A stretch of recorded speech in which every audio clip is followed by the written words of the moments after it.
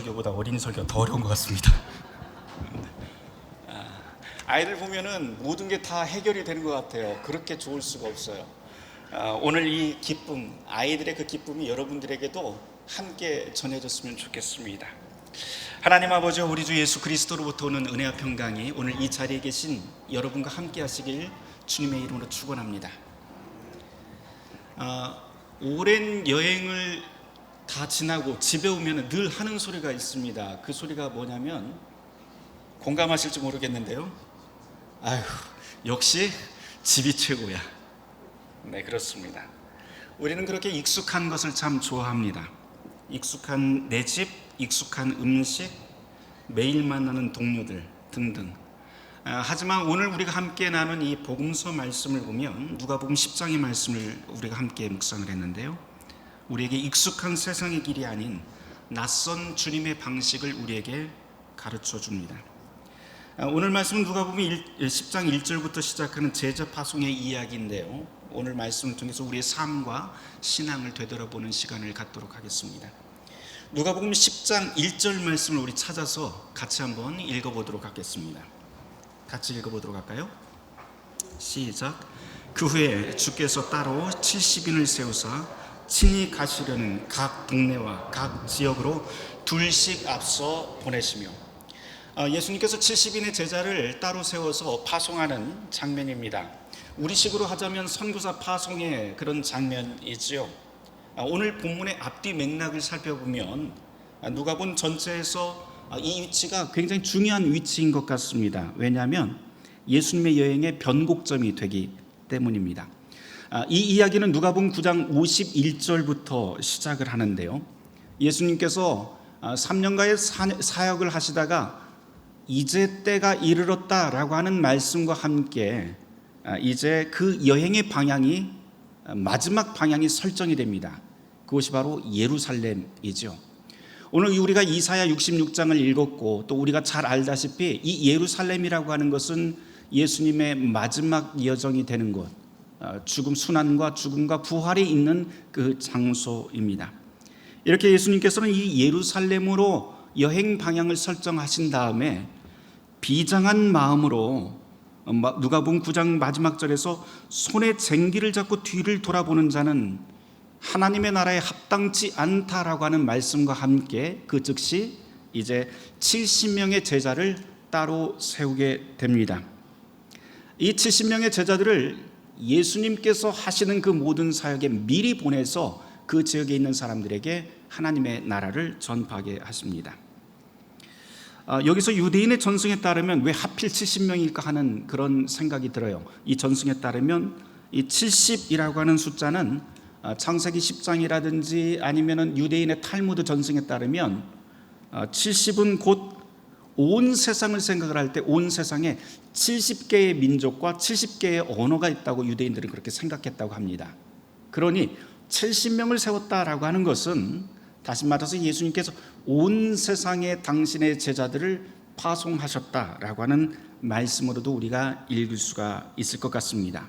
그러니 예수님께서는 유대인의 구원자일 뿐만 아니라 온 세계를 구원하시는 구원자이시다라고 하는 말씀이 바로 70명을 따로 세워 보냈다라고 하는 그 짧은 구절에서 우리는 알 수가 있습니다.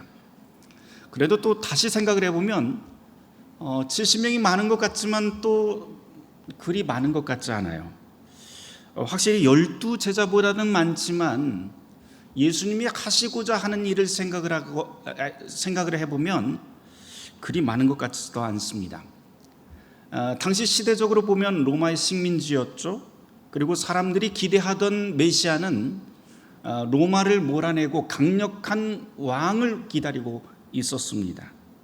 그러니 이것을 생각을 하면 70명으로 로마의 세계를 완전히 뒤바꿀 수 있는 숫자로는 턱없이 부족합니다.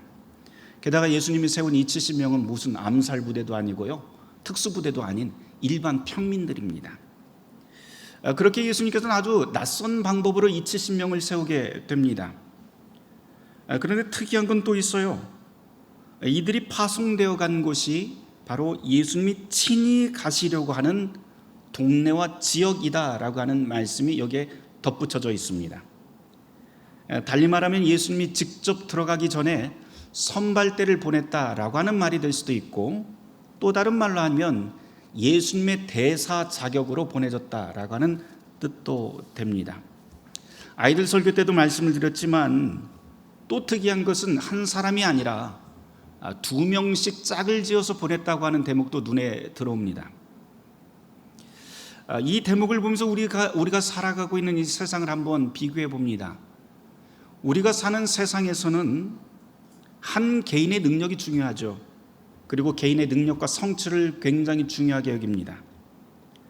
늘 사람들을 평가를 할 때 이 사람은 다른 사람보다 무엇이 더 월등할까? 그것이 관심사이지 이 사람이 다른 사람과 함께 갈 수 있을까라고 하는 것은 별로 생각하지 않습니다. 가족하고도 동업하지 말라고 하는 말이 있을 정도로요. 그게 바로 우리가 살아가고 있는 세상의 방식입니다. 그런 눈으로 보면 예수님께서 둘씩 짝지어 보내는 이 파송은 매우 낯섭니다.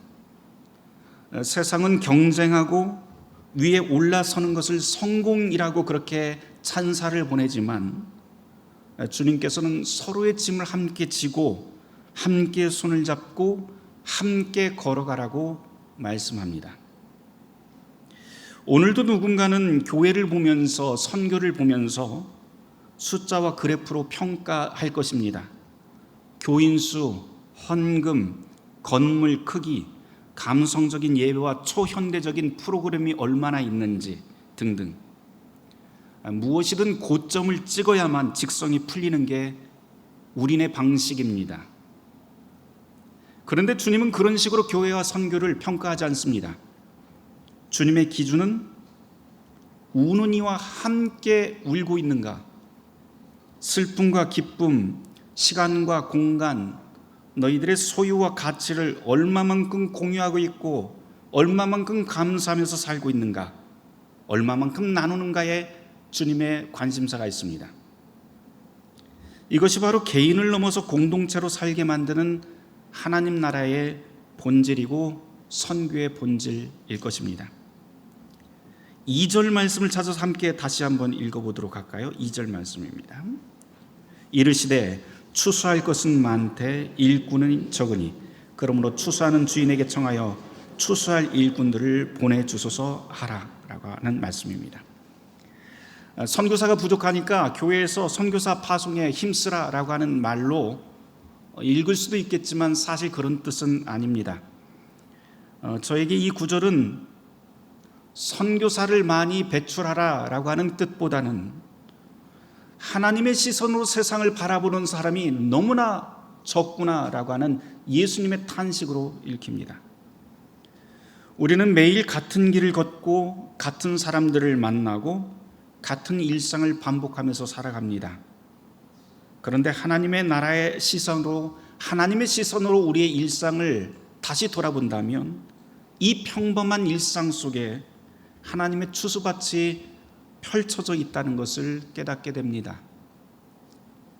지하철에서 보는 지친 얼굴들, 카페에서 혼자 멍하니 있는 사람, 옆자리 동료의 한숨 섞인 목소리, 심지어 교회 애찬 시간에도 혼자 밥을 먹고 아무하고도 말을 않고 돌아가는 사람들, 한쪽 구석에 아무도 안부를 물어주지 않는 사람들 등등, 또 예배 찬송 시간조차도 입을 다물어 버린 아이들, 이 모든 상황이 사실 하나님께서 우리에게 맡겨주신 추수밭 아닐까요? 주님께서는 그런 곳으로 우리를 보내시며 이렇게 말씀하십니다. 갈지어다 내가 너희를 보냄이 어린 양을 이리 가운데로 보낸 것 같도다. 그 다음 말씀, 전대나 배낭이나 신발을 가지지 말며 길에서 아무에게도 문안하지 말며 어느 집에 들어가든지 먼저 말하되 이 집이 평안할지어다 하라라고 주님께서 말씀합니다. 쭉 읽다 보면 주님의 이 말씀이 참 불편하고 낯설어요. 특히 이 구절은 더한 것 같아요. 무엇이든지 성공하려면 우리는 충분히 준비해야 되고 준비물도 마련해야 되고 무엇보다도 돈과 자금이 필요합니다. 든든한 뒷배경과 인맥도 필요합니다. 확실하고 꼼꼼한 계획과 전략은 늘 필요합니다. 그런데 예수님의 이 말씀을 보면 당신의 중요한 일, 가장 중요한 일을 하시면서도 돈도 여행 가방도 여벌의 신발도 챙기지 말라고 하십니다. 먼 길 떠나는데 중요한 일을 하는데 아무것도 하지 말고 그냥 가래요. 시대적으로 보면 위험한 시대라서 여행하다 보면 강도도 만나게 될 것이고 숙박할 곳도 마땅하지 않던 시대입니다. 그런데 빈손으로 가래요. 만일 교회 선교팀이 이런 식으로 준비하고 선교여행 가면 100% 망합니다. 얼마 전 저희 교회에서도 라오스 선교 준비를 하면서 3개월 동안 매주마다 모여서 준비하고 기도하고 무엇 하나 또 빠진 게 없는지 늘 프로그램이며 예산이며 물품이며 등등 작은 것 하나까지도 꼼꼼하게 서로 챙기면서 마음 졸이고 출발했던 기억이 있습니다. 그런데 예수님은 전혀 그렇지 않아요. 어찌 보면 예수님 참 대책이 없어요. 허당입니다. 그냥 가래요. 아주 무모하게. 그런데 말씀을 읽다 보니까 예수님이 그냥 가라고 하신 것 같지 않아요. 하나만큼은 철저하게 챙기라고 하십니다. 직접적으로 말씀은 하지 않으시지만 쭉 읽다 보면 그런 마음이 자연스럽게 올라오는데 무엇이냐면 어떤 경우라도 하나님을 신뢰하라 라고 하는 말씀입니다. 5절 이하에 보면 이런 가르침이 나옵니다. 어느 집에 들어가든지 평안을 전하고 그 집에 유하며 주는 것을 먹고 마시라. 어느 동네로 들어가든지 너희 앞에 차려진 것을 먹으라. 방금 읽은 이 5절의 말씀을 다시 한번 생각을 해보면 유대인들이 듣기에 정말 말도 안 되는 이야기입니다. 우리가 생각하기에도 마찬가지인데요. 유대인들은 늘 자기보다 신분이 높은 사람을 만나라고 권장을 하고 정결하고 깨끗한 사람을 만나야 된다고 하고 종교적으로 올바른 사람들만 만나라고 이야기를 하고 가르칩니다. 특별히 종교 지도자라고 한다면 그 당시에 사회적으로 죄인으로 구분되어 있던 사람들과는 식사 자리도 하지 말라고 가르치던 것이 바로 이때 유대인 사회의 일반적인 규정이었습니다. 그런데 주님께서는 지금 무슨 말씀을 하세요? 아주 정면으로 다른 소리를 합니다. 어느 집에든지 들어가라고 말씀을 하세요. 그런 다음에 평안을 빌라고 또 말씀을 하세요. 그 뜻은 부자든 가난하든 깨끗하든 그렇지 않든 상관하지 말라는 뜻입니다. 그런 다음에 8절 말씀에 무엇이든 차려놓은 것을 먹어라. 이것 주세요 저것 주세요 하지 말고 그 장소에 있는 모든 것, 대접받는 모든 것을 받으라라고 말씀합니다. 그런데 이 구절도 참 이상합니다. 당시 유대인들에게는 엄격한 음식 규정이 있었죠. 돼지고기는 절대로 안 되고요. 또 피가 든 음식도 안 됩니다. 지금 우리식으로 하면 순대 먹으면 큰일 납니다. 그런데 주님께서는 주는 대로 먹으라고 그렇게 당부를 하세요. 차별 없이 편견 없이 모든 사람들을 받아들이고 함께 나누는 것, 그것이 바로 파송받은 제자들의 자세라고 가르칩니다. 또한 이것이 복음의 특징이죠. 그러니 당시 사람들이 듣기에 너무나도 낯설 수밖에 없는 것이 바로 오늘 이 본문의 예수님의 말씀들입니다. 이상한 건 아직 끝나지 않았어요. 10절에 보면 영접하지 않는 동네에서는 미련 없이 발에 먼지를 털고 나오라고 말씀합니다. 거절당할 가능성을 주님께서는 미리 말씀을 하세요. 우리 같으면 어디 가서 선교를 하는데 거절당했다 그러면 그것은 거절은 곧 실패라고 여기고 굉장히 가슴 아파할 것 같아요. 그런데 주님께서는 그렇게 말씀하지 않습니다. 나 같으면은요, 우리 같으면 거절당하지 않으려고 그쪽에 환심을 사기 위한 모든 방법을 다 강구할 것 같습니다. 그래서 때로는 복음이 잘 팔리도록 포장도 하고 화려하게 만들고 달콤하게 만들려고 이것저것 첨가물도 많이 넣었을 것 같습니다. 그런데 예수님은 그럴 필요 없이 거절해도 괜찮다, 거절당해도 괜찮다, 실패해도 괜찮다라고 말씀하십니다. 왜요?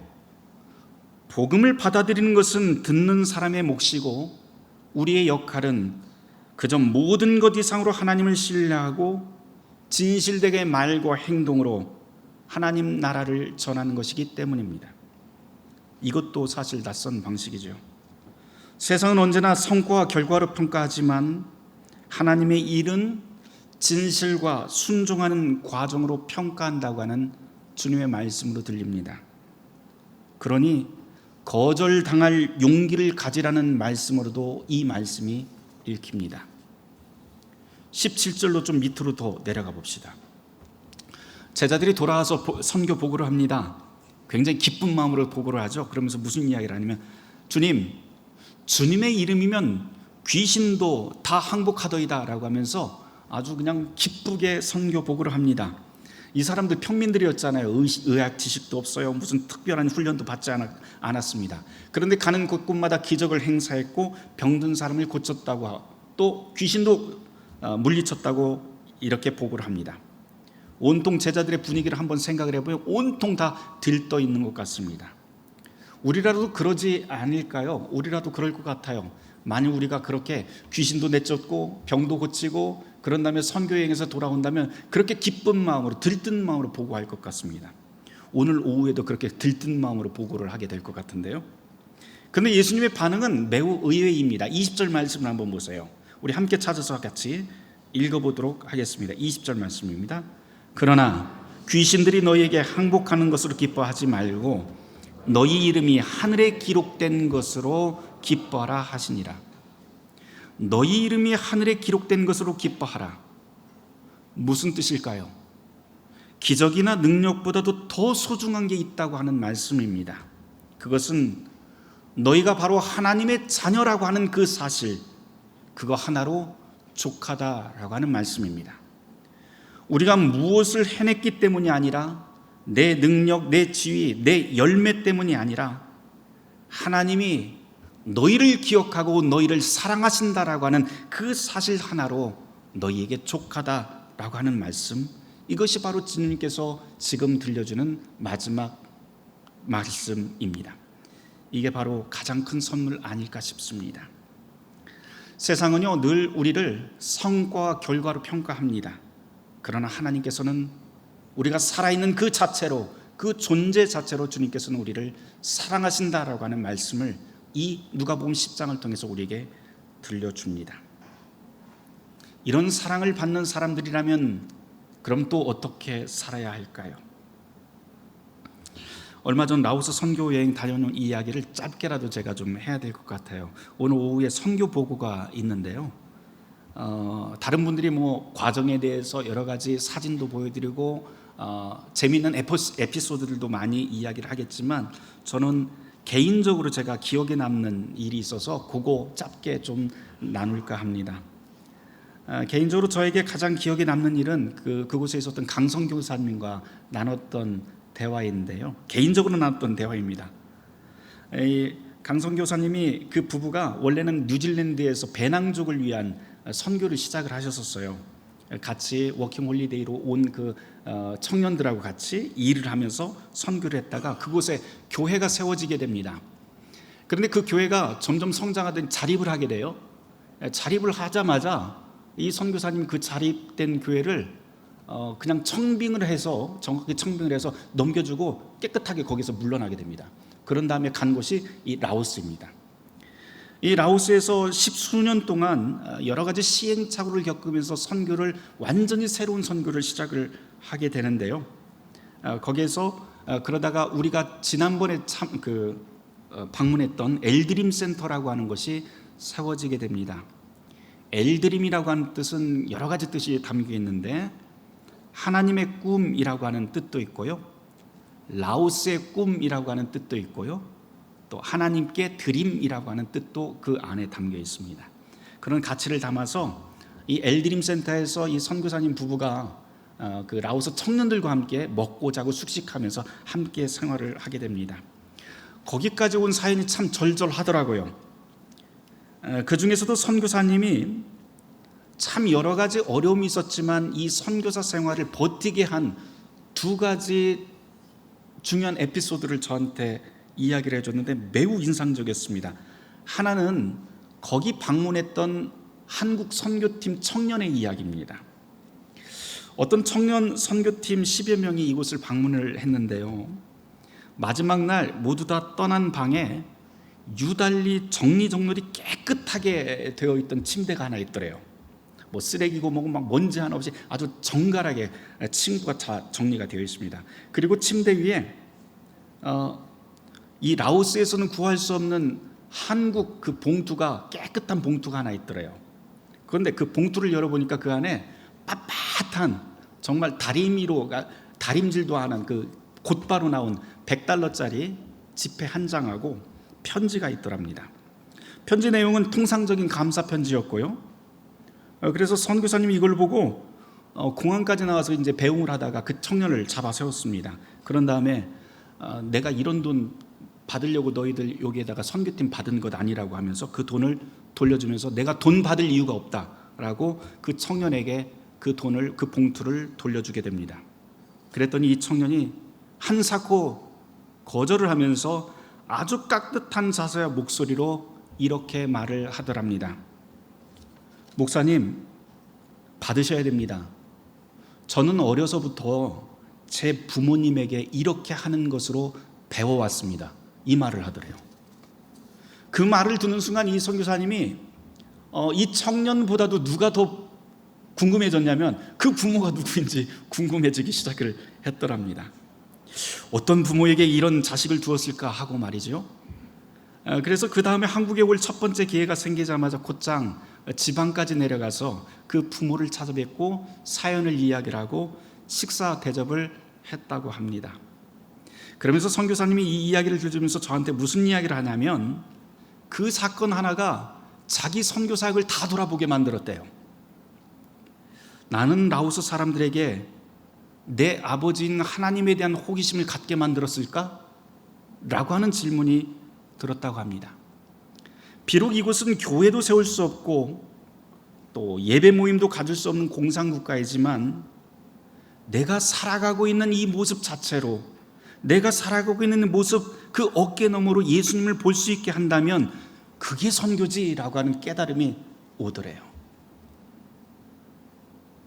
두 번째 이야기는 함께 생활하던 라오스 청년 이야기입니다. 여기 이 라오스 청년들이 그 끝까지 같이 있을 수는 있는 건 아니고요. 규칙이 있더라고요. 딱 3년만 같이 살게 됩니다.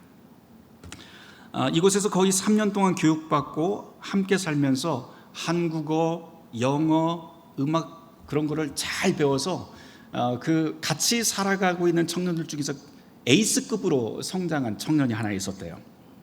근데 어느 날 3년이 거의 다 돼가는데 이 청년이 와서는 이 센터를 나가겠다고 통보를 하더랍니다. 그러면서 온갖 몽리는 다 부리더래요.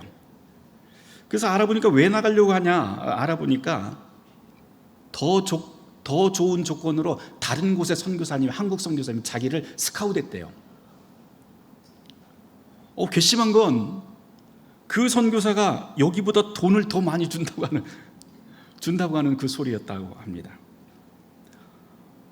그러면서 냉정하게 그 동료들을 다 떠나보내더래요. 그날 밤에 배신감이 그냥 끝까지 머리 끝까지 올라서 씩씩대고 있는데 사모님이 살포시 들어가서 그런 말씀을 하시더래요. 여보, 우리가 여기서 라오스 청년들 교육하는 건 더 좋은 곳으로 보내려고 하는 것 아니야? 그러니까 기쁜 마음으로 우리 보냅시다.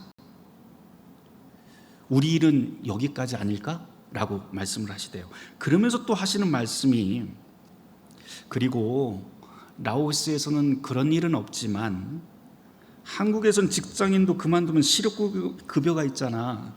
그러니까 우리도 저 나가는 청년에게 저 청년이 잘했든 못했든 3개월치 급여는 챙겨서 보내주자 라고 하더래요. 우리 좋을 때만 한국식으로 하고 기분 나쁘면 라오스식으로 잘라버리는 것, 그거 하나님이 좋아하지 않으실 것 같아. 듣고 보니까 또 그렇더래요. 사실 이 라오스에서 실업급여 주는 법도 없지만 공동체에서 문제를 일으키고 나간 사람한테 돈을 챙겨주지도 않습니다.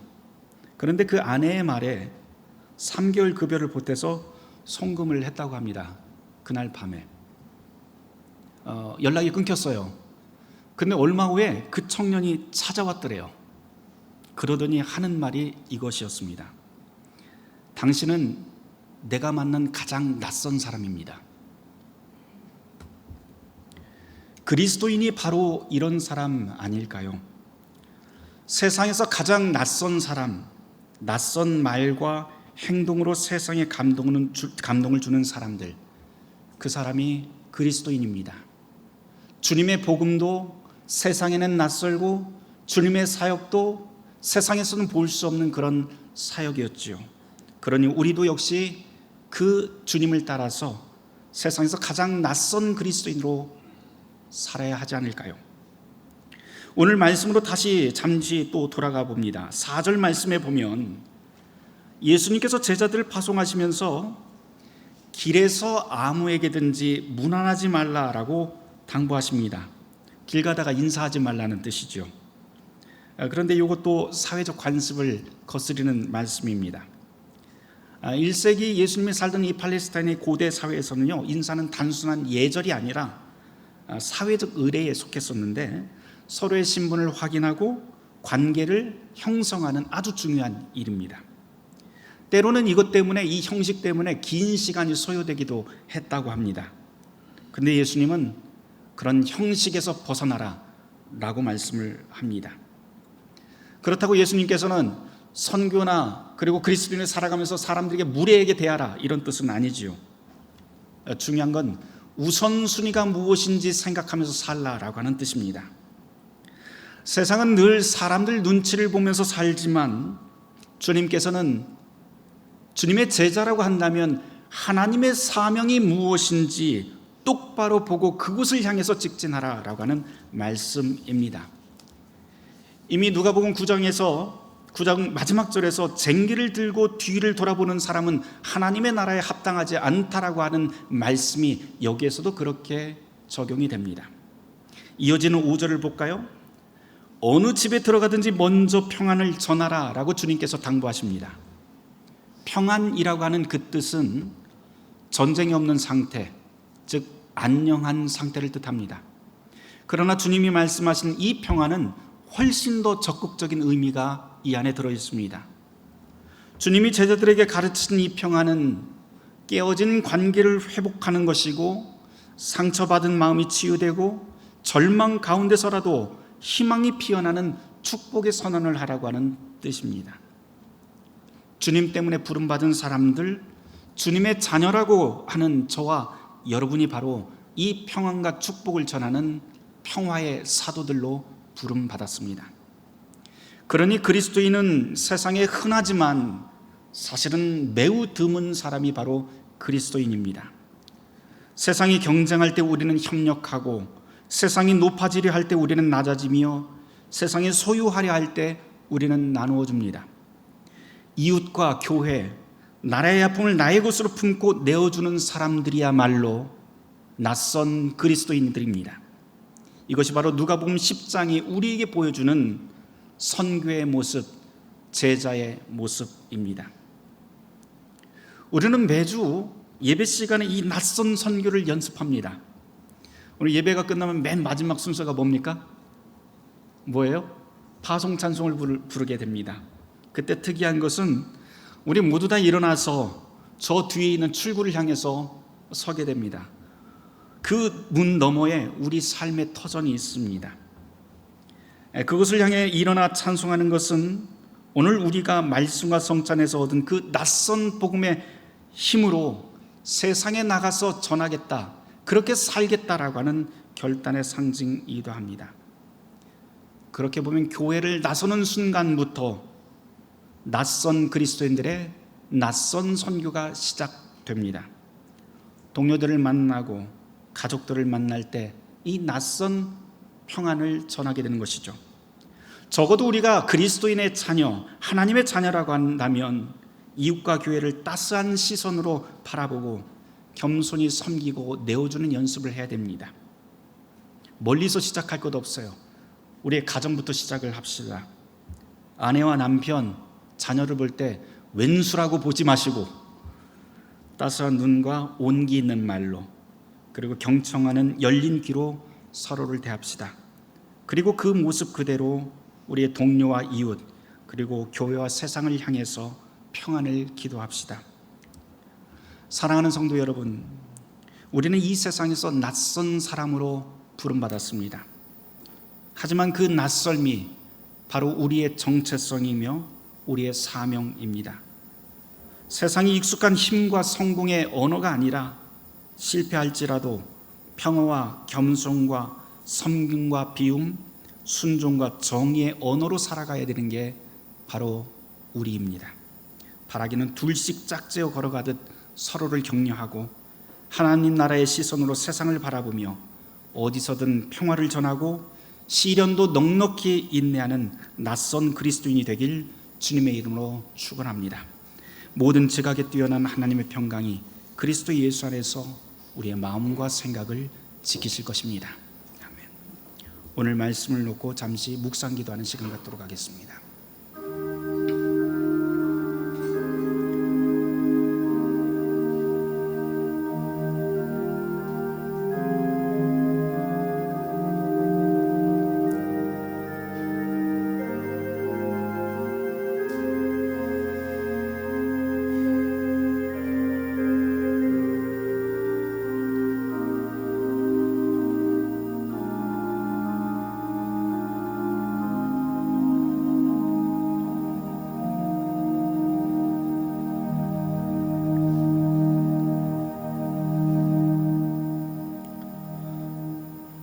주님, 세상은 우리 어깨 너머로 하나님의 얼굴을 바라봅니다. 주님, 우리를 통해서 하나님의 세계를 엿볼 수 있게 하여 주시옵소서. 우리가 그 통로가 되게 하여 주시옵소서. 이 모든 말씀 예수 그리스도 이름 받들어 기도드렸습니다.